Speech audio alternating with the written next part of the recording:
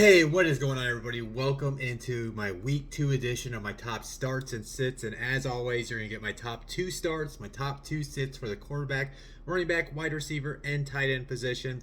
I'm not going to waste any more time. I'm going to go ahead and dive right into this video, starting with the quarterback position. As always, my top start of the week, I am going to go with Jared Goff against the Tampa Bay Buccaneers. The reason why I really like Goff this week is this past Sunday, unfortunately for the Buccaneers, three of their defensive backs did get hurt. One guy is done for the season. There is one player that is in a concussion protocol. He might return this week, but the biggest loss that they had was Antoine Winfield Jr., who is arguably one of the top best safeties in the NFL. Is going to be missing at least, I think, 2 to 3 weeks. So he's not going to be playing on Sunday. So that is a huge loss for the Buccaneers defense. So I'm going to look at the Lions to try to take advantage of the losses in their secondary and take the ball to the air, where I can see Jared Goff getting close to 250 passing yards and having 2+ touchdowns in this contest. My other start, I'm sticking in that game, and he was my waiver wire quarterback out of the week. So if he's still available, or if you picked him up, maybe because you lost Jordan Love, who is, I know, what's his name, that Matt LaFleur tried to say, like, Love might play today. I don't think Love's going to play. Anyways, with that being said, if you're looking for a streaming option this week because you did lose Love, I like Baker Mayfield.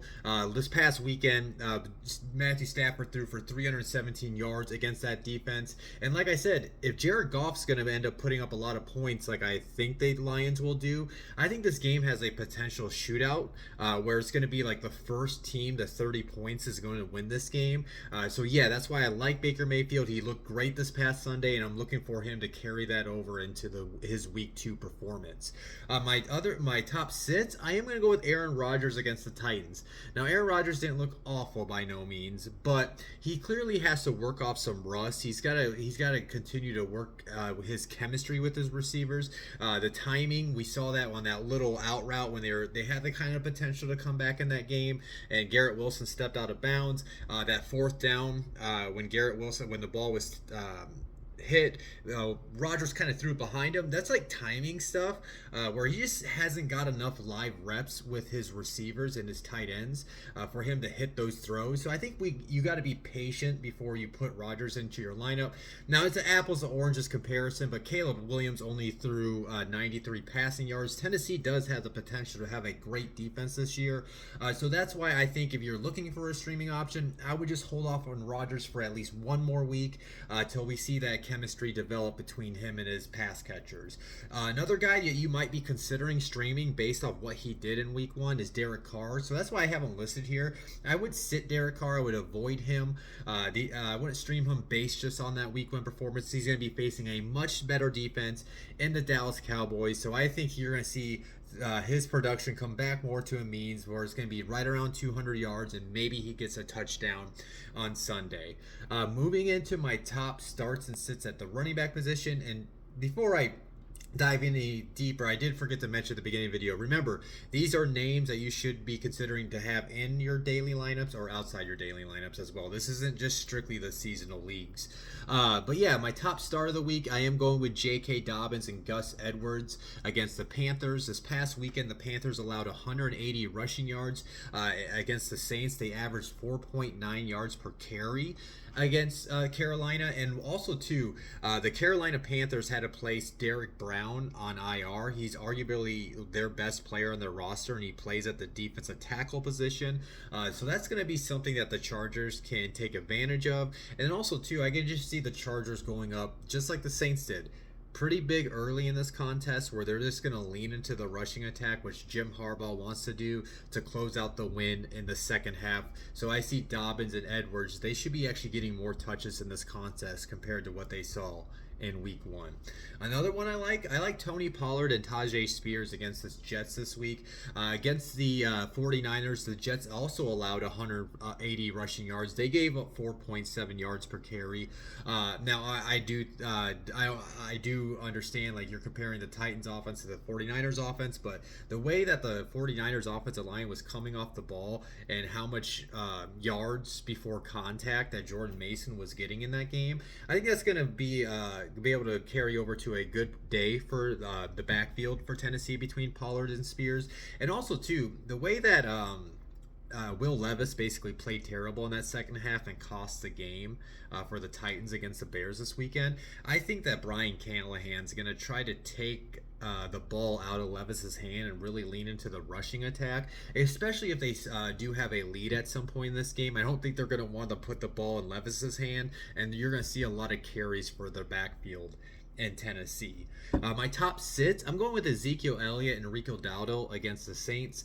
I know Zeke got that touchdown in his first game back with Dallas, but for me, I just think we still need more time to see how they're going to split up the touches between the two. The Saints also do historically over the last 5-7 years, which their head coach was their DC before Sean Payton left. They've always been a pretty stout rush defense, so I don't really see a highly productive game coming from the two, especially considering they're kind of close. They were kind of close in touches in that week 1 outcome, and I just don't know if you want to trust them in your lineup quite yet. I do think though they're both worthy of having them in your bench still. Definitely not droppable by any means.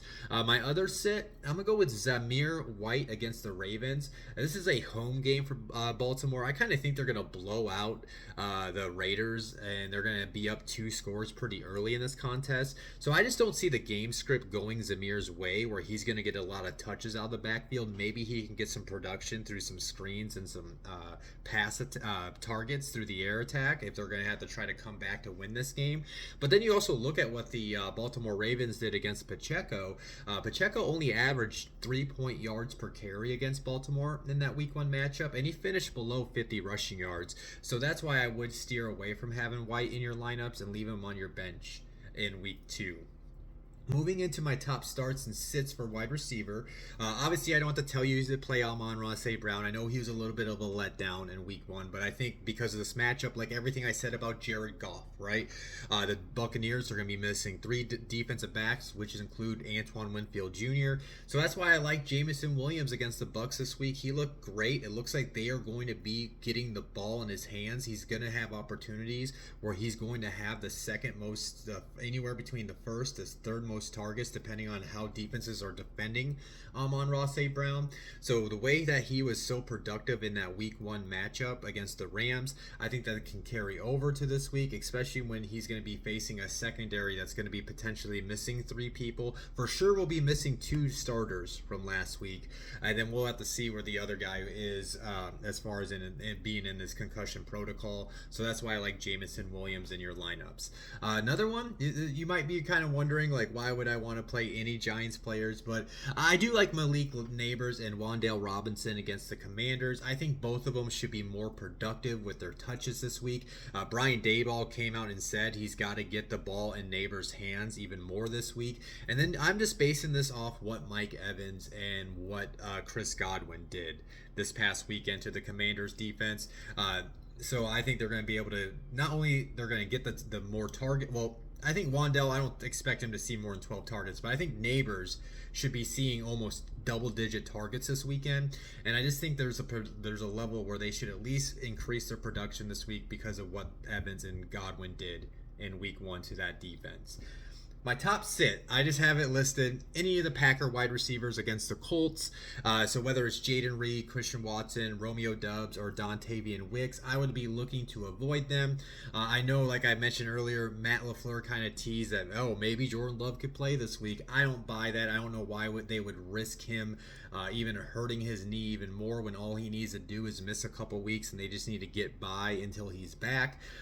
Their starter this week will more likely, 99% sure, I feel like at this point, it's going to be Malik Willis.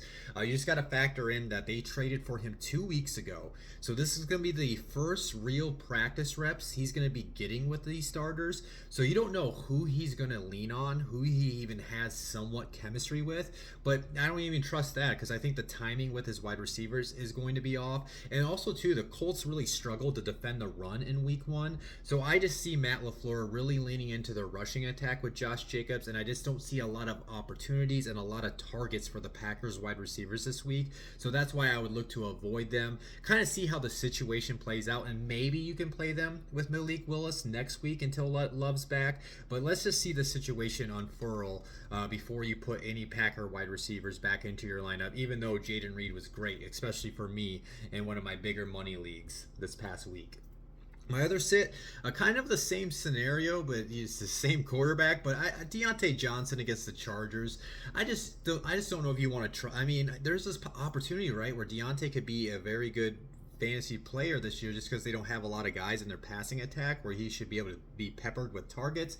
But until we see improvement from Bryce Young and the Panthers passing attack, I just don't know if you can trust him in your lineup.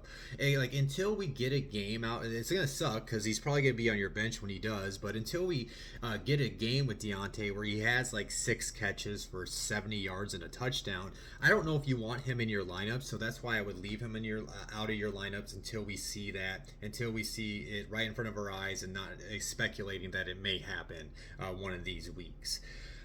So yeah, moving into the starts and sits for the lovely tight end position.